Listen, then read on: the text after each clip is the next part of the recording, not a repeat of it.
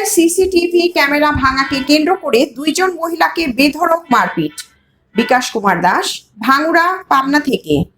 পাবনার ভাঙ্গুড়ায় CCTV camera ভাঙাকে কেন্দ্র করে দুইজন মহিলাকে বেধড়ক মারপিটের কারণে থানায় অভিযোগ দেওয়া হয়েছে।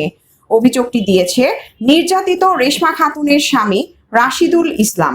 ঘটনাটি ঘটেছে পৌরসভার দক্ষিণ মেন্দা স্বর্ণকার পাড়া মহল্লায়।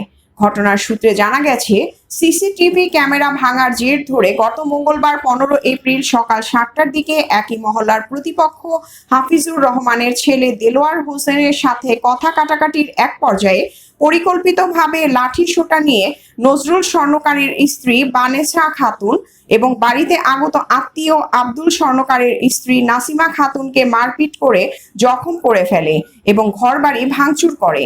এ সময় তাদের আর্তচিৎকারে স্বজন ও মহল্লাবাসী এগিয়ে এসে উদ্ধার করে ভাঙ্গুড়া উপজেলা স্বাস্থ্য কমপ্লেক্সে ভর্তি করেন। আহতরা হাসপাতালে চিকিৎসাধীন রয়েছে। এ বিষয়ে ভাঙ্গুড়া থানার ওসি শফিকুল ইসলাম আলোকিত টিভিকে বলেন, বৃদ্ধা ও বাড়ির মেয়েদের মারপিট করা দুঃখজনক। লিখিত অভিযোগের পরিপ্রেক্ষিতে তদন্তপূর্বক ব্যবস্থা নেওয়া হবে। প্রিয়াঙ্কা মল্লিক, আলোকিত টিভি নিউজ ডেস্ক, ঢাকা। আপনার হলো টাকা ছিল, স্বর্ণ অলংকারও ছিল। এর আগে দুই একবার চুরি হয়েছে, এর কারণেই হচ্ছে ক্যামেরাটা লাগানো হয়েছে। তারপরে হচ্ছে ওখানে আপনার যে মারছে সে হচ্ছে গাঁজা বিক্রি করে, প্লাস হচ্ছে গাঁজা খায়ও, মিয়ালি কিছু ব্যাপারও আছে। কে গাঁজা বিক্রি করে? দেলোয়ার। তার পিতার নাম হাফিজুর রহমান। আমার হচ্ছে মামা, প্লাস মামা তো হচ্ছে ভাই।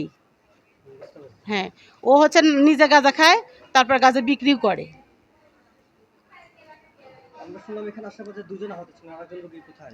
ওই পাশে আরেক বেডে ভর্তি আছে। গতকালকে যে ঘটনাটা ঘটেছিল, এই বিষয়টা মানে কি বিষয় নিয়ে ঘটেছিল এবং আপনার সাথে কি হয়েছিল, এই বিষয়ে আমাদের একটু কাইন্ডলি জানাবেন। ওই তো আগা দিন ওরকম হলো, পরের দিন আগার দিন ক্যামেরা ভাঙলো। ক্যামেরা ভাঙার পরে নিরাপত্তার জন্য ক্যামেরা লাগানো ছিল, নিরাপত্তার জন্য ক্যামেরা ভাঙার পরে তখন কথা কাটাকাটি হইলো। হওয়ার পরে আমরা রাত্রি আসি, রাত্রি সকালে ফজরে নামাজ পড়ে উঠে আমরা বাড়াচ্ছি 7টার দিকে। তখন উঠানের মধ্যে খাড়া আছি পশ্চিম দিকে। তখন আইসে ওই দুই বাড়ি পেরে আসে মোটা খাইতে নাঠে আসিল, ওই খাইতে দিয়া মাথায় বাড়ি মারছে, আবার এই পিঠেও হ্যাঁ ক্ষতর চিহ্ন আছে। এই যে মাথায় আছে,